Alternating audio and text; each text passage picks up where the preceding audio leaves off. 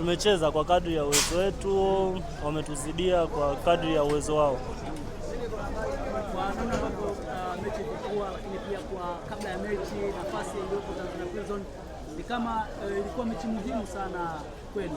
Nini kimeathiri ndani ya uwanja? Nafikiri ni game situation tu. Unaweza ukacheza first half vizuri, lakini second half nafikiri ukifanya mistake ndogo kwa timu kubwa kama Yanga wanakuadhibu hivyo tunafikiri.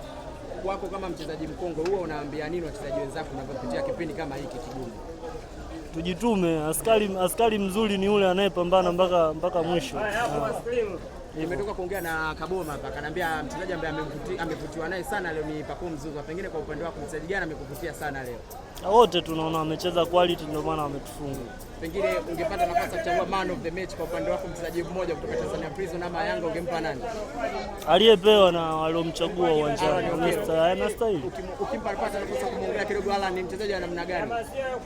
Mzuri, creative player, anacheza vizuri na ndio maana amedeserve, amekuwa man of the match.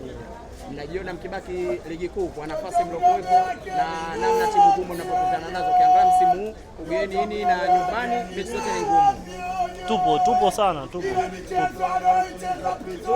Shukrani kaka.